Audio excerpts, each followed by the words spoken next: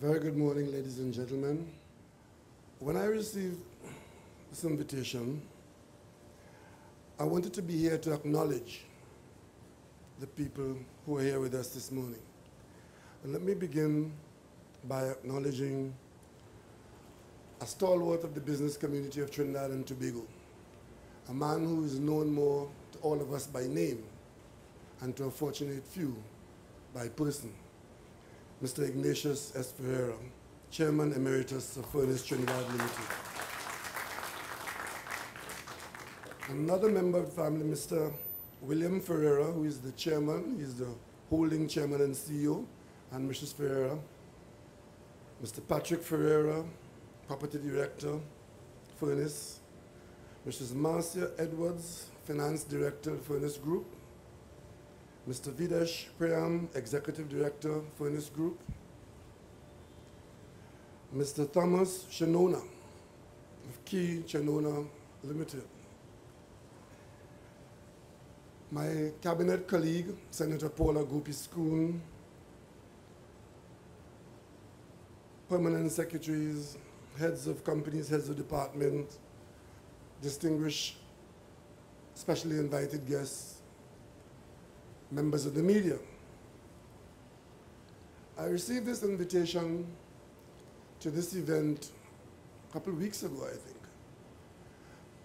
But it was one of those things that made for a satisfying day. Because in the job that I have, if one is not careful, one can become cynical that success is beyond our reach. Because so many instances of negativity or impossibility attend this job, and so many hurdles are made to seem insurmountable that one has to have faith and one has to have an iron will. But more importantly, one has to have confidence not only in oneself, but in others who are required to develop this country. So when I received this invitation, I immediately had a good feeling. And the feeling was this, that there are people in this country who believe that we have a bright future. And against that background, somewhere in this company, there were people looking on at our circumstances, both at the local situation and the external situation, coming to a decision on our future, and finally making that decision to take the plunge and invest significantly at a time when there are many people who believe that because things are not as bright as they could have been or that they were in 2008, that, as somebody said this morning, the sky might be falling in. Well, when I got the invitation, I saw it fitted very closely into what the government had done, what the government is doing, and what the government hopes to get done in the coming years ahead. And it was this. Going back many years, as I mentioned at the opening yesterday of the Education Tower, the government of Trinidad and Tobago saw the need to centralize governmental services by giving those services in such a way as to be efficient, both in terms of movement of people and in terms of housing public service staff.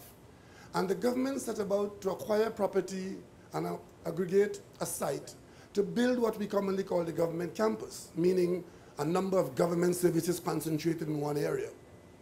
And recreating in the city of Port of Spain a city center, a business district of private sector and public sector, meeting the needs of modern Trinidad and Tobago, taking the place of what was there before, which had found itself to be unacceptable for one reason or the other. And in so doing, creating new opportunities. And if one accepts that, then one moves away from the thinking in some quarters that everything that has to be done in the country or in the city has to be done by the government. But here it is, the government had done a significant part, identifying the site, getting control of the site, and committing to building the structures that we are now opening on a phased basis. But then the government funded 2 of those car parks.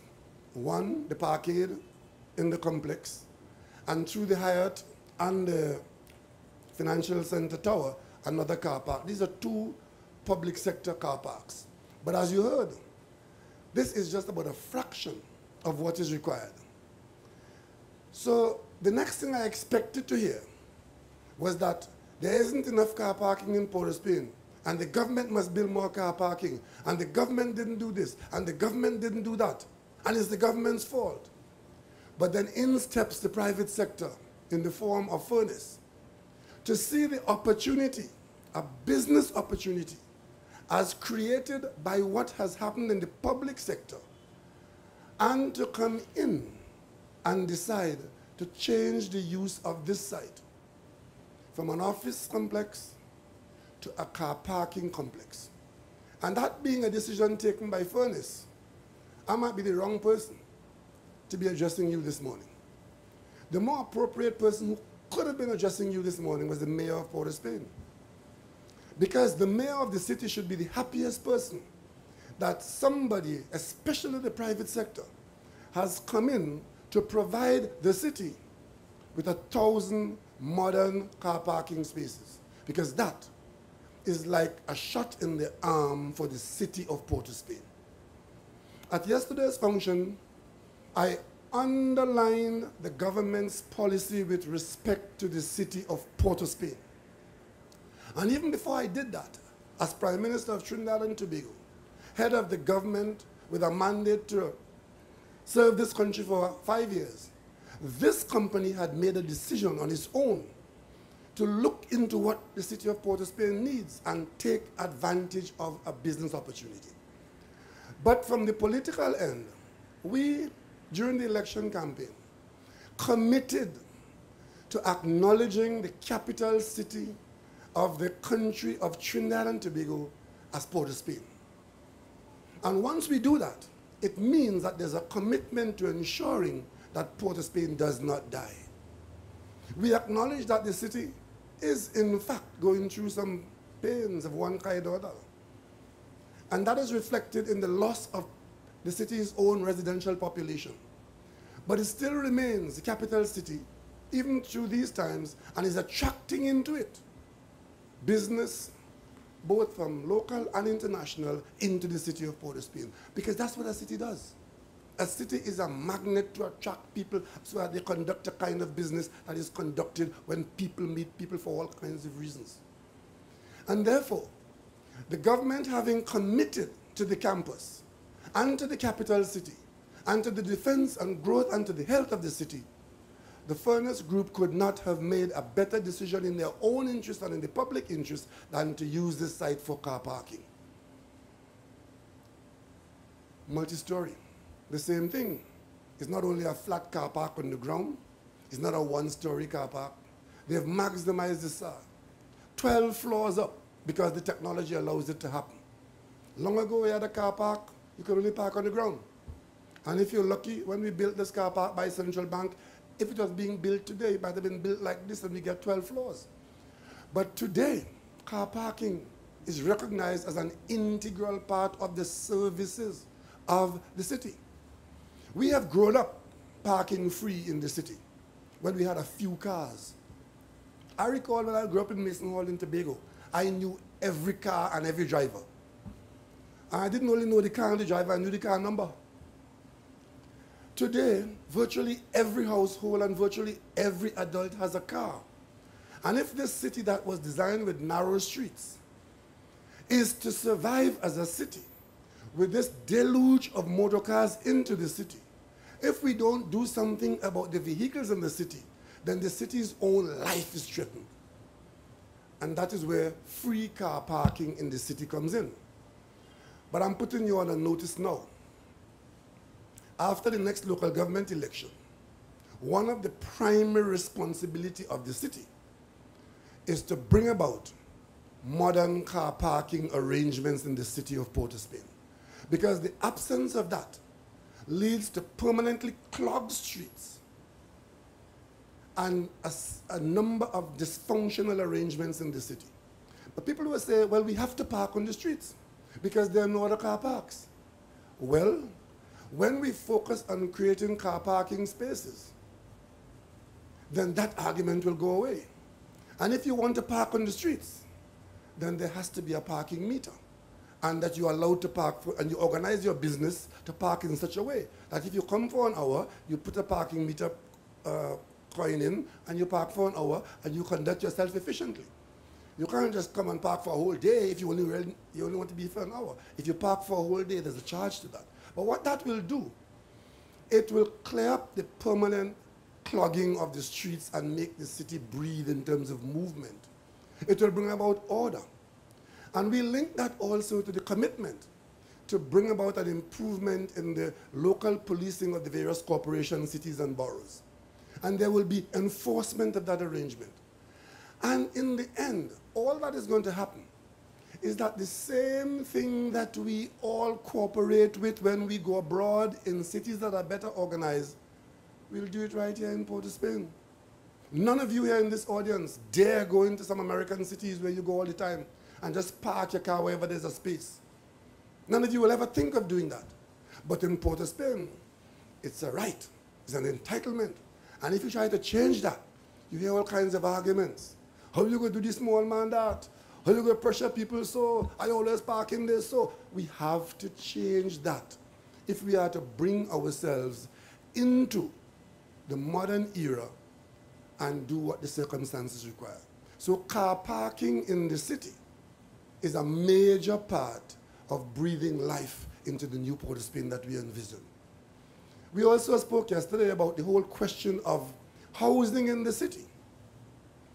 If the city has a good life, there should be those who are living in the city, having a good quality of life, and those who come to share in the city what those who are living in the city and experience on an ongoing basis.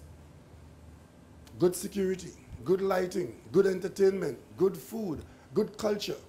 And when all of that is operating as a well-oiled gear, then we can all be proud that Port of Spain, the capital city, is a place worthy of us acknowledging her as the capital of Trinidad and Tobago.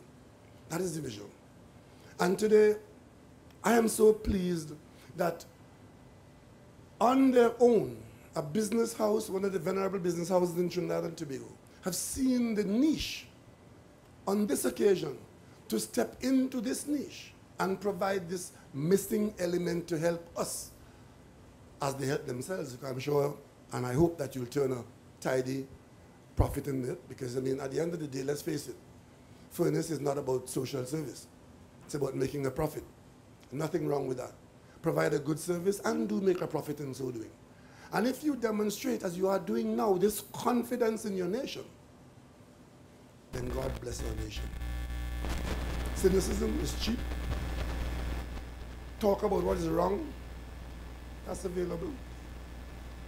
Identifying what we didn't do, that's normal. But identifying what has to be done and setting about doing it, that is noble. That engenders confidence, not only in the government, because we can be deemed to be dreamers, but the others in the business sector who believe that there is some excessive risk in putting down money in Trinidad and Tobago. I asked them to look at Furness and follow. And I asked Furness, as you succeed in doing this, don't confine this approach just to car parks, but to housing in the city, and to whatever else you think you see as a business opportunity, because it is the business people in this country who have made money.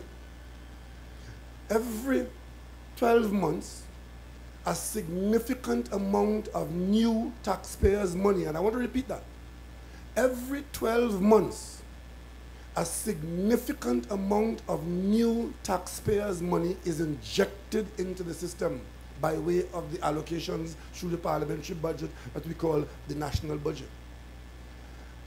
A lot of people make aggregations of money out of that. Public servants get their salaries paid, and those who provide goods and services to the state, they get paid, sometimes late, too often late, but they get paid. But in short, the business community over the decades have been making money out of taxpayer injections every 12 months. And that money is now being called to work for this country. We cannot confine our request to the source of the money when that source is now not as resilient as it was before. We in the government, we are calling to another source of that money in the private sector, either your current liquidity or your ability to borrow and to engage in business and demonstrate that you are not one of those with one foot in this country and one foot outside. And the minute it looks as if the rain set up, you step on the foot outside. No. Demonstrate that 1962 meant something to you. That when we got independence, it was a commitment to put Trinidad and Tobago first. Not just for yourselves, but as the Furness family has done for generations, father, son, and grandson. Trinidad and Tobago is home. Insofar as we travel abroad, we do so very frequently. And we have a large diaspora. Everywhere you go in the world, you might meet people from Trinidad and Tobago, some in large numbers. But at the end of the day, our first commitment should be to building Trinidad and Tobago with confidence. And that is why we accept it as our national anthem, the words that we speak and we sing, with boundless faith in our destiny. And this project is an expression of faith in our destiny.